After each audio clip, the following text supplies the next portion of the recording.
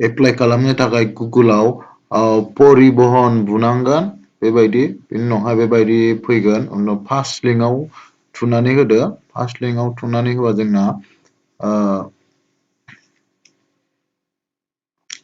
बेबायदि इन्टारफेस फैगोन दाना बेबायदि इन्टारफेस फैखांनायनि उनावहाय नैबे बेखौ सेलेक्ट खालामदो सेलेक्ट खालामनानै बेखौ सेरदो बेखौ सेरबा आरो गुबुन मोनसे इन्टारफेस फैबावगोन जोंना बेबायदि इन्टारफेस फैबाय दानिया जोंहा बेयाव नैबेयाव थुनानै जोङो गावनि एबा जोंनि स्टेटखौ सेलेक्ट खालामनांगौ जोङो बबे स्टेटआव बिलंस खालामो बेखौ जोंना आसाम नालाय जों आसामाव सेलेक्ट खालामसै आसामाव सेरखांनायनि उनावहाय बेबायदि इन्टारफेस फैबाय बेनिफ्राय ओमफ्राय जोङो मा खालामनांगोन बेखौ जोङो बै क्रस मार्कआव होनानै जोङो दाननानै लादो बेनि उनाव जोङो नैबे फार्स्टआव थानाय जोङो एप्लाइ फर लार्नार लाइसेन्स बेयो बे गलमार्क होनाय बेयाव जों थुनानै जों होनांगोन थुखांनायनि उनावहाय जोंना मोनसे गुबुन इन्टारफेस फैगोन नैबेबायदि इन्टारफेस फैबाय दाना बेयाव नोंथांमोना नायदो मोजाङै बेयाव मा डकुमेन्ट नांगौ जोंना बेयाव फारि फारि होनाय दंखायो डकुमेन्टआ होनाय दंखायो नै following are the stage of application for applying learner license एक नाम्बाराव जों मा खालामनांगोन fill application details learner license application detail बिदिनो आपल'ड फट' एन्ड सिगनेचार बेयाव उनावहाय upload document now fees now verify the payment status print that receipt and LL slot माने जोंहा LL slot बुक खालामनांगोन बेनि उनाव जोङो एग्जाम होनांगोन आरो अब्लाबो जों एप्लाइ खालामनो थाखाय मा नैबे कन्टिनिउस बटनाव सेरनानै होनांगोन जों सेरनोसै कन्टिनिउ बेनि उनाव बेयाव मोनसे फर्म खेवनानै फैबाय बेयाव होनदों नै सेलेक्ट केटागरि इफ रिक्वायार जों बेयाव केटागरिखौ सेलेक्ट खालामनानै लानोसै बेयाव नायबाय नुबाय जोंना बेयाव नायबाय जोंना मा जागोन जेनेरेलानो जागोन जेनेरेलावनो थानो होबाय बिनि उनावहाय जोङो नैबे साबमिट बटनाव साबमिट बिनि उनावहाय बेयाव होनदों एप्लिकेशन इउजिं आदार मा होननानै बुंदों बेयाव जोंहा application using other authentication can take the LL test from their home or any preferred location जायफोरना आधार कार्ड दङ बेयो मा होनो लार्नार लाइसेन्सनि टेस्टखौ एग्जामखौ न'निफ्रायनो होनो हागोन होननानै बुंदों आरोखि न'निफ्राय नङाबा जायखिजाया दखानफोरनिफ्राय होनो हागोन no need to visit RTO थाङालासिनो न'निफ्रायनो होनो हागोन password for online LL text will be sent as SMS to the registered mobile number linked with other नै जोंना मा पासवार्ड टेस्टनि थाखाय पासवार्ड मोनसे होनाय जायो बे पासवार्डआ जोंना मायाव SMS नि गेजेरजों जोंनि आधार कार्डआव होनाय रेजिस्टार मबाइल नाम्बाराव फैगोन होननानै बुंदों आं साक्सेसफुल एप्लिकेन्ट केन डाउनलड हिज हार लार्नार लाइसेन्स ओमफ्राय जुदि एग्जामाव पास जायोब्ला जोङो दसे उनावनो जोङो लार्नारखौ डाउनलड खालामनानै लानो हागोन एप्लिकेशन उइदाउट आदार need to visit RTO office for document verification and LL test in person ओमफ्राय जायफोरना आधार कार्ड गैया बिसोरो डकुमेन्ट भेरिफिकेसननि थाखाय डकुमेन्ट लानानै RTO आव थांनांगोन RTO साबमिट होनांगोन ओमफ्राय RTO आव जोङो मा टेस्टखौ लाहैनांगोन अब्ला जोंनाथ' आधार कार्ड दंखायो नालाय दा जोङो मा नैबेयाव होनांगोन आरोखि साबमिट भिया आधार अथेन्टिकेसन बेयाव ओमफ्राय जायफोरना आधार कार्ड गैया नैबेयाव होनांगोन जोंना आधार कार्ड दं नालाय जोङो नैबेयाव होनानै जोङो एप्लाइ खालामनो हागोन अब्ला जोङो बेयाव होनानै फै एप्लाइ खालामनोसै होमबा फैदो जों नैबेयाव टिक मार्क होदो बिनि उनाव नैबे साबमिट बटन साबमिट बिनियाव if your mobile number has been sent please get the new mobile number link update with your other record okay बिनि उनाव बिदि फैबाय जों बे साबमिट आसाम आधार नाम्बार होनांगोन बेयाव नोंथाङा बेयाव आधार नाम्बार बेयाव टिक होनानै आधार कार्ड नाम्बारखौ बेयाव होदो बिनि उनाव आधार कार्डआव फैनाय OTP खौ बेयाव होदो बेनि उनाव बेयावबो क्लिक होदो बिनि उनाव अथेन्टिकेसनाव होदो आरो बे होमबा फैदो जों बेखौ फिल आप खालामसै आधार नाम्बारखौ बुनानै लाबाय उनाव नैबेयाव जेनेरेट OTP होदो जेनेरेट OTP उनाव बेयाव सक्सेसफुली सेन्ड दा one time password to your registered mobile number registered mobile numberआव OTP आ फैनायखौ जों नैबेयाव बुना होनांसिगोन अब्ला फैदो जों बेखौबो बुना होनोसै उनाव टिक टिक टिक बेनि उनावहाय नैबे अथेन्टिकेसन बेयाव होनांगोन क्लिक। आदार अथेन्टिकेसन होनायनि उनाव बेबायदि इन्टारफेस फैबाय। बेनि उनावहाय जोङो बेयाव एड्रेसखौ एसे थिक खालामबावदो। नेम थाबाय, date of birth, gender, house number, street थाबाय, डेलिभारि। बेनि उनाव प्रसेस क्लिक खालामदो। औ बेबायदि फैबाय।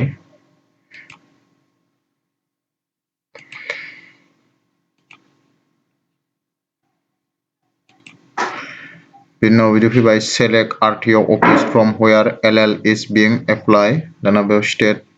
खोन्थाबाय, आरटिअ अफिसखौ बासिदो। आं चिरां डिस्ट्रिक्टआव बानायगोन, होमबा चिरां डिस्ट्रिक्ट बासिनोसै। चिरां AS26 बेखौ होबाय, पिन कड। ओमफ्राय बेयाव नेम फैबाय, गार्जेन।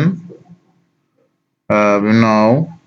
नायदो, बे जास्ट मा आदारनि डिटेल्सआ फैजोब्बाय आरो बेयाव। डेट अफ बार्थ फैबाय, प्लेस अफ बार्थ बेखौ एडिट खालामनो हाबाय। ओमफ्राय कान्ट्रि थांबाय, क्वालिफिकेसन,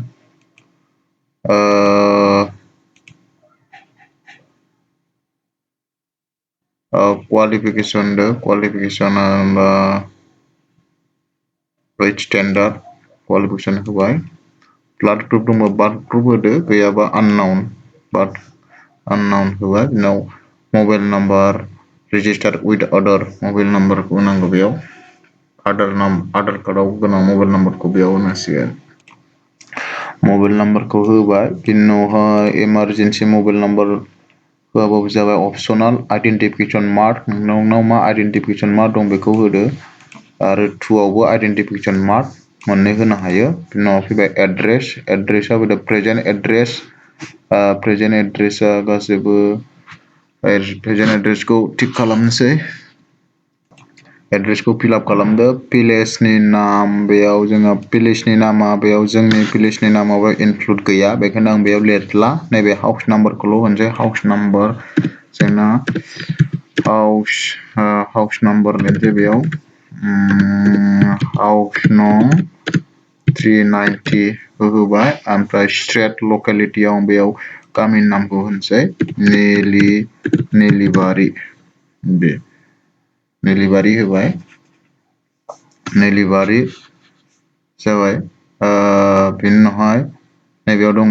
दुरेसन स्टे एट प्रेजेन्ट, बेयाव दुरेसना 25 जाबाय। आं 25 इयार होनबा 25 बोसोर।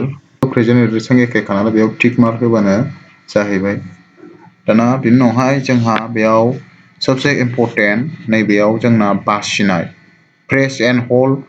Control key to select multiple class of vehicle बासिनाय। बेयाव आङो बेयाव मा खालामगोन, खालि मटर साइकेलनिल' एप्लाइ खालामगोन आं। होमबा बेयाव जागोन motorcycle with gear non transport, नैबेल' जागोन। आं बेखौल' खालामगोन। नोंथांमोना मा LMB खौबो खालामखानोबा LMB खौबो सेलेक्ट खालामनो हागोन। ओरै सेलेक्ट होदो, ओमफ्राय नैबे थिरसिन दं बेयाव ओरै होबानो सेलेक्ट जाबाय। आं दा मोनसेल' खालामगोन नालाय बेखौ सेलेक्ट खालामनानै बेखौ ओरै लांफिनबाय। जोंना जाबाय,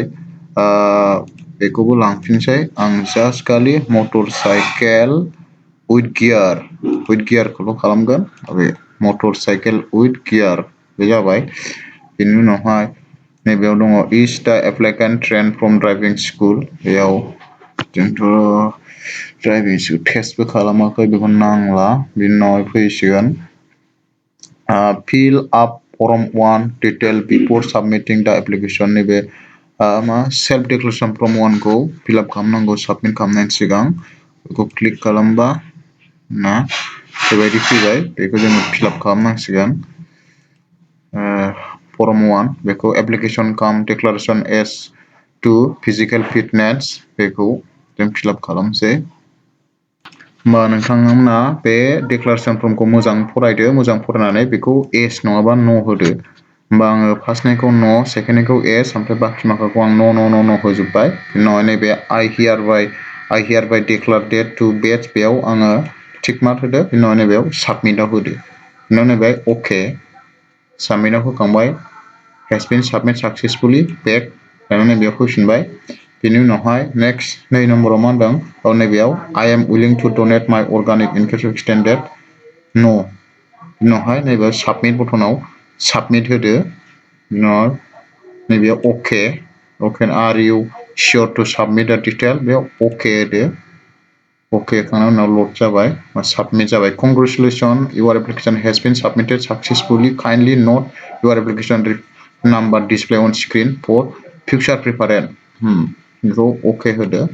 दा जोंना बे फैबाय बे जाबाय जोंना acknowledgement application receive acknowledgement number बेखौ प्रिन्ट आउट खालामनानै दोनबानो जाबाय उनावहाय नांनो हागौ बेखौ होमबा आं बेखौ प्रिन्ट आउट खालामनानै दोनसै नोंथांमोनाबो प्रिन्ट आउट खालामनानै लाबानो जाबाय बेखौ दा जोङो नेक्स्ट बटनाव होनोसै कपि नैबे नेक्स्टआव सेरदो नेक्स्टआव सेरबाय नेक्स्टआव सेरखांनायनि उनाव एप्लिकेसन नाम्बाराबो फैबाय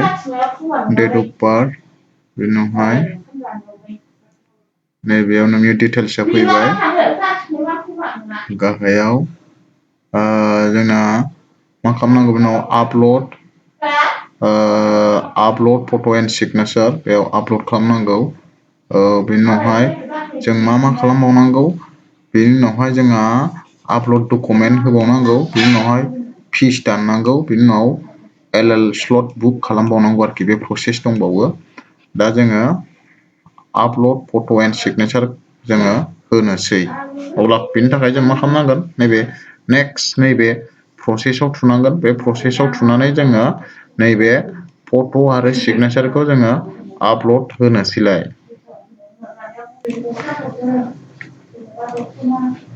प्रसेसआव सेरदो प्रसेस सेरखांनायनि उनावहाय बेबायदि फैबाय जोंहा फट'आथ' दंखायो आधार कार्डनि फट'आनो थायो नैबेयो आधार कार्डनि फट'आनो थायो दा जास्ट जोङो मा खालामनांगौ अनलि सिगनेचारखौल' आपल'ड खालामनांगौ सिगनेचारखौल' जोङो मा खालामसै आपल'ड खालामनोसै बेयाव अब्ला फैदो जोङो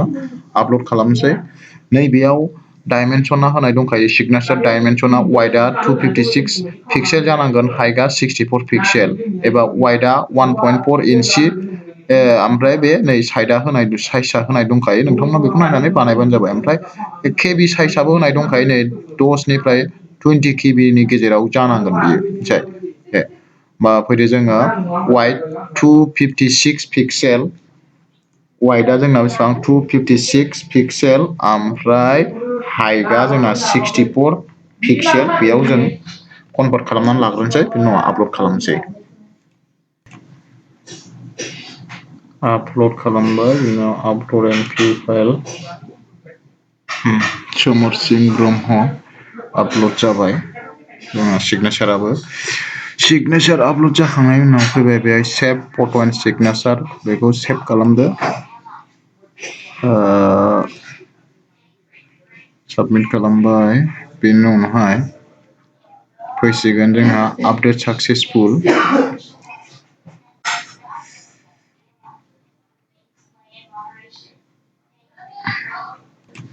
बेनि उनावहाय फैगोन जोंना नैबे नेक्स्ट बटनाव सेरदो नेक्स्टआव सेरबाय बेनि उनावहाय फैसिगोन एप्लिकेसन साबमिटेड फर बेनि उनावहाय फैबाय upload photo' and signature complete जाबाय बेनि उनावहाय जोंहा आपल'ड माखासे डकुमेन्ट आपल'ड खालामनांगौ बा बेखौबो जों खालामसै प्रसेसआव सेरदो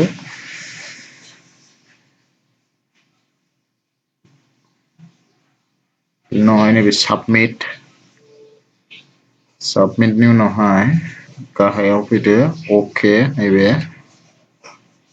अकेनि उनाव फैबाय जोंहा बेयाव डकुमेन्ट साबमिट खालामनांसिगोन आरोखि बेयाव नैबेयाव डकुमेन्ट साबमिट खालामनांसिगोन बेयाव एड्रेस प्रुफ होबाय बेयाव एड्रेस प्रुफआव आधार कार्ड होनोसै उनावहाय आधार कार्डनि उनावहाय choose file choose file Aadhaar card ना आधार कार्ड आपलोड जोंना फाइल साइजआ जेपीजी माबा पीडीएफ बाबो जायो उनाव आपलोड मेक्सिमाम 500 केबी ओरै आपलोड भिउ नायफिननो हायो नायफिनबा नुबाय कनफार्म होबानो जाबाय होमबा जोंना कमप्लिट जाबाय बिनि उनावहाय नेक्स्ट नेक्स्ट डकुमेन्ट नेक्स्टआव गैला होमबा जों नेक्स्ट होबानो जाबाय बेयाव नेक्स्ट उनावहाय फिस दाननांसिगोन दाना जोंहा फिस जोंना मोनसेल' स्टेप दंसै फिस दङ एबार फिसखौ जोङो दाननांसिगोन जों फिसखौ न'निफ्रायनो दाननांगौ एबा नङाबा दखानफ्राव थांनानै दानबाबो जाबाय आरोखि अफिसाव थांनानै लायला आजिखालि डाइरेक्ट गासिबो न'निफ्रायनो जाजोबो अब्ला फैदो जों फिसखौबो दाननानै लानोसै पेमेन्ट फिसखौ दाननो थाखाय जोङो फिस पेमेन्टखौ दाननो थाखाय नैबे प्रसेसआव जों सेरनांसिगोन नैबे प्रसिड लिरनाय दङ बेयाव क्लिक खालामनांसिगोन क्लिक खालामबाय उनाव लडिं जाबाय बिदि जोङो टेक्सआ दं इस्यु निउ लार्नार लाइसेन्सनि थाखाय 150 ओमफ्राय स्लट टेस्टनि थाखाय जोंना बेसेबां 50 नांगौ गासै 200 बेखौ जों दाननोसै बेयाव बेंक गेटवे ट्रेजारि नैबेयाव ग्रास बेखौ होदो उनाव नैबेखौ नैबेयाव बुंनांगोन C1 8 Z9 C आ capital C जानांगौ C आ capital उनाव नैबेयाव होदो पे नाव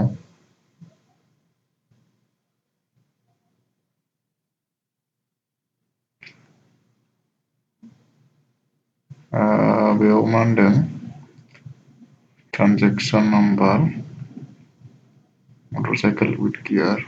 one payment process is completed no automatic refund is related बेयाव have agree बेयाव होदो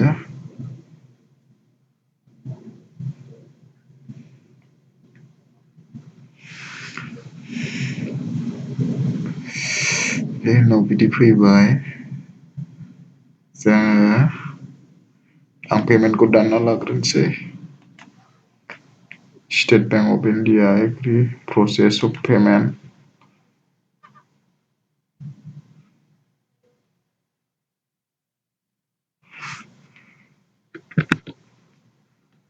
okay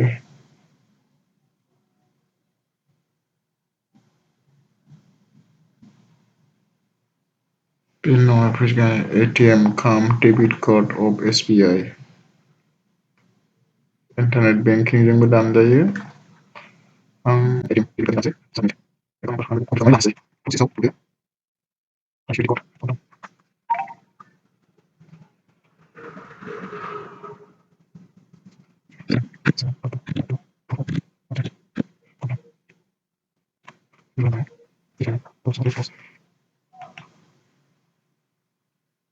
confirm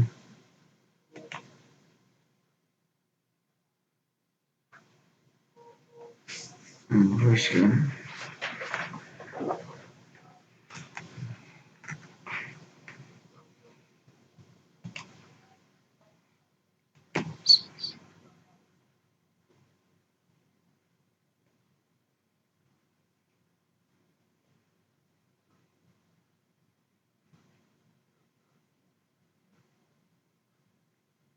your session has expired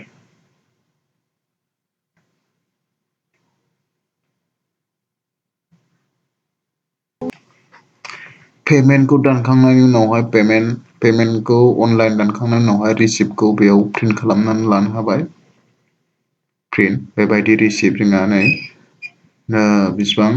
200नि payment दानबाय बेखौ प्रिन्ट आउट खालामदो लादो बिनि उनावहाय जोंहा नेक्स्ट प्रसेसखौ जों नायबावनोसै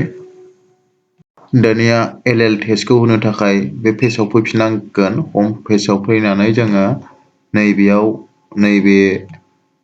लार्नार लाइसेन्स थुनाय दङ लिरनाय दङ बेयाव जों थुनांगोन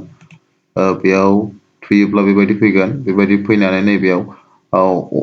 अनलाइन एलेट टेस्ट स्टल दङ बेयाव जोङो थुनानै होनांगोन अब्ला थुखांनायनि उनाव बेबायदि इन्टारफेस फैगोन बेयाव जोङो बेयाव मा खालामनांगोन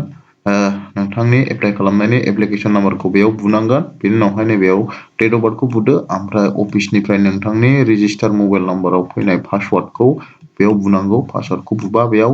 मोनसे इन्टारफेस फैबावगोन बेयाव जोंना आधार कार्डनि जोंना फट' अथेन्टिकेसन फैबावगोन बेयाव नोंथाङा केमेरानि सिगाङाव थानानै बेयाव फट' अथेन्टिकेसन खालामजानांगोन बिनि उनावहायसो जोङो लार्नारनि टेस्टखौ जोङो होनो हागोन अब्ला फैदो जों बेखौबो नायनोसै फट'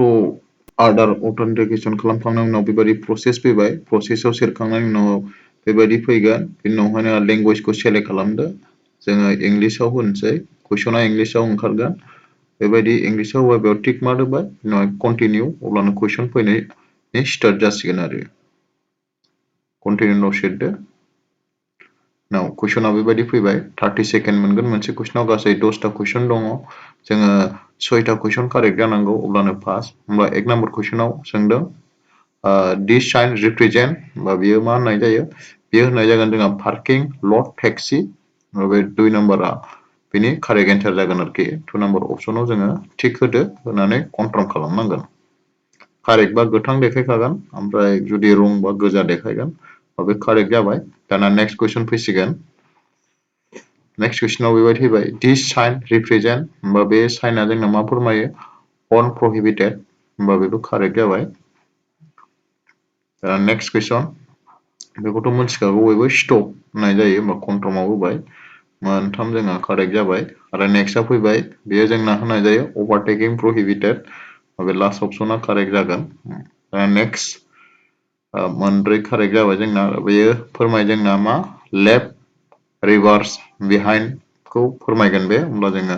2 नाम्बार अपसना बेना कारेक्ट जागोन आरो बेखौबो होदो ओमफ्राय कनफार्म खालामदो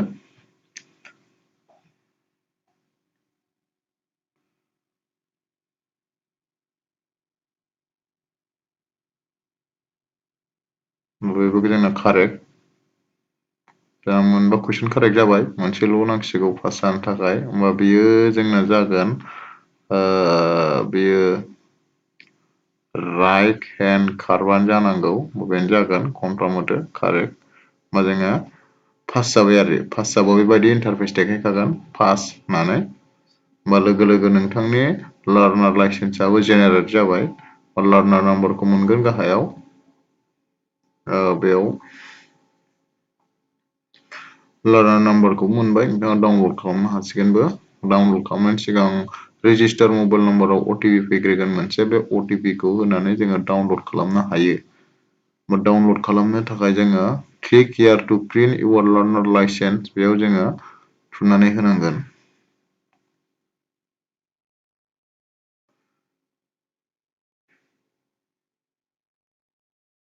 होमबा जोङो बेयाव फैदो click here to print your learner लाइसेन्सआव थुनोसै